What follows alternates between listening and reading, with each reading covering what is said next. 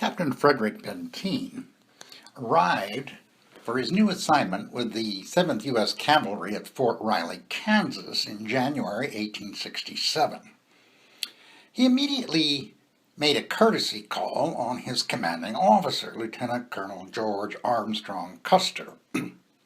Although both men had received brevet promotions for heroism during the Civil War, Benteen, a brevet colonel aged 32, took an immediate dislike to Custer, a brevet major general aged 27, and later described him as a braggart.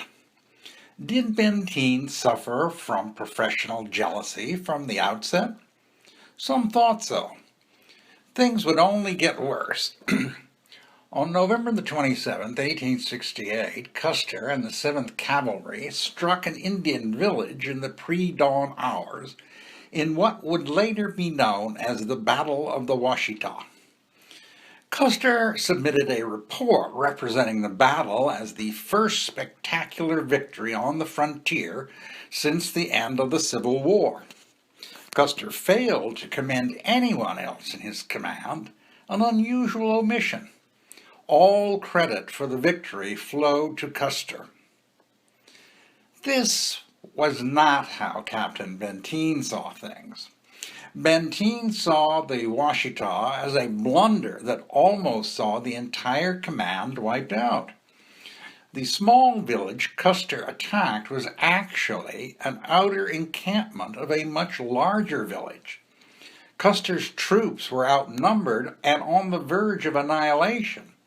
It was here that Custer developed the tactic of using Indian women and children as shields. Custer commenced a speedy withdrawal, using the prisoners as cover.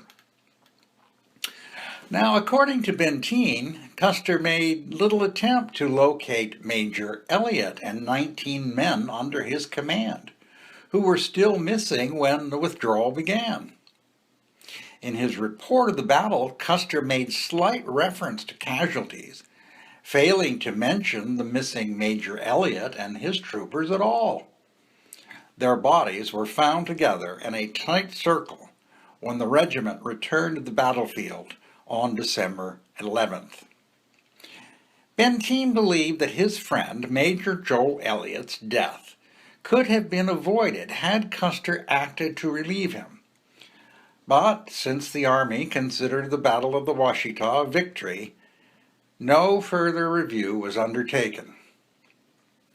Benteen wrote a friend criticizing Custer's actions. The letter was passed to the St. Louis Democrat newspaper and published without Benteen's permission or name. On its publication, Custer called the officers together and threatened to horsewhip the author. Without revealing that the letter had been published without his knowledge or permission, Benteen admitted authorship, although he had a hand on his pistol at the time. Custer blustered, but let the matter drop. Benteen also did not approve the way Custer treated the captives. In a letter to a fellow officer concerning the women taken hostage at the Battle of the Washita, Benteen wrote, "Of course you have heard of an informal invitation from Custer for officers desiring to avail themselves of the services of a captured squaw to come to the squaw roundup corral and select one. Custer took first choice and lived with her during the winter and spring of 1868 and 69. Or so wrote Benteen. Whatever Benteen's opinion, Custer had distinguished himself in the Civil War as a leader who commanded his troops from the front. Always leading the charge, he was often the very first to engage the enemy. On many occasions, he narrowly escaped harm, having 11 horses shot out from under him during the course of the Civil War. Custer's luck was legendary. However brave, Custer had the reputation of lacking empathy for his men. as an officer who was overconfident in his own abilities, and as being unwilling to listen to others. Custer's detractors called him a pet soldier, who, because of influence and patronage, had risen not only above his own merit, but above men of equal merit. In modern parlance, he was seen as an officer who kisses up and kicks down. In 1873, the 7th Cavalry was ordered to support a surveying expedition of the Yellowstone River. Custer ordered Benteen to remain behind at a supply depot. It was here that Benteen learned that his infant daughter was critically ill at Fort Rice. He immediately requested leave, a leave that was promptly denied by Custer. Shortly thereafter, the infant died. In 1874, Custer published his popular book, My Life on the Plains, an account of the Indian Wars of 1867 through 1869. Benteen promptly dubbed the book My Lie on the Plains. By 1876, the regiment's officers were split into pro- and anti-Custer factions. Benteen was among the most vocal critics. Among friends, he once boasted that he was proud to say that he thoroughly despised the flamboyant Custer. The hard feelings among the officers were further intensified by Custer's having managed to secure the assignment of his younger brother Tom Custer and his brother-in-law James Calhoun to his regiment. The Custer faction regarded the critics as jealous little men. Custer's defenders at the time answered that what jealous rivals called luck was simply the result of hard work, unlimited energy, and dauntless courage. Although the relationship between Benteen and Custer was tense beneath the surface, it remained militarily proper. But by June the 25th, 1876, the day of the Battle of the Little Bighorn, Benteen harbored a deep mistrust of Custer's judgment and intentions. He regarded Custer as reckless with the lives of his troops in pursuit of personal glory. On June the 25th, Custer's scouts identified what they claimed was a large Indian encampment along the Little Bighorn River. Custer decided to attack despite the warning from a veteran scout that this was the largest gathering of Indians that he had seen in more than 30 years. Custer divided the regiment into 4 battalions. 1 company was left to guard the lagging pack train. Benteen, commanding 3 companies, was sent scouting south and west to cut off any attempted escape by the Indians. Major Reno was ordered to attack the village, while Custer rode further on to attack the village from the opposite end. One eyewitness account states that Benteen expressed his reservations to Custer about splitting the 7th in the presence of so many hostiles.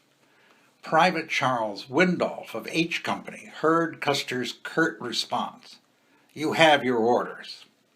Some historians have speculated that Custer did not want Benteen to share in the glory of the day. Benteen himself thought he was being sent on a useless errand. At 4 p.m., a rider brought Benteen an ambiguous order from Custer. "Come on, big village, be quick, bring packs." Was Benteen to immediately gallop forward, or to proceed as quickly as possible only after he could bring up the reserve ammunition carried by the pack train? When the fight in the valley began, not one of the 3 fighting battalions carried ammunition sufficient for prolonged combat. there may have been doubt in Benteen's mind as to the true meaning of the order he received from Custer. Benteen, who had been called back by Custer, came upon Reno's beleaguered force, which had been mauled earlier and halted, awaiting the pack train. At this point, Captain Thomas Weir, disobeying orders to remain with Reno's command, rode to the sounds of battle in an attempt to support Custer.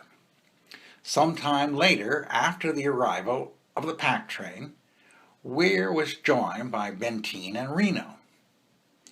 The would-be rescuers were set upon by a large party of Sioux warriors and made a fighting retreat back to Reno's original entrenched position, where they were besieged for a day and a half before being relieved by General Terry. Testimony given by the 7th Cavalry officers at the court of inquiry after the battle indicates that they never believed Custer to be in mortal danger, that in fact they believed that he had abandoned them to their fate. Lieutenant Wallace said, "The command thought Custer had sent us in and then gone off and left us to look out for ourselves, that he had made an attack and probably been defeated and had gone off down the river to meet General Terry." Lieutenant Godfrey stated, "There was an impression among the men that Custer had been repulsed and had abandoned them." Captain Benteen testified, "It was the belief of the officers on the hill during the night of the 25th that General Custer had gone off to join General Terry and that we were abandoned to our fate." The question as to whether Captain Frederick Benteen consciously or subconsciously decided to abandon George Armstrong Custer to his fate remains one of the raging controversies surrounding the Battle of the Little Bighorn.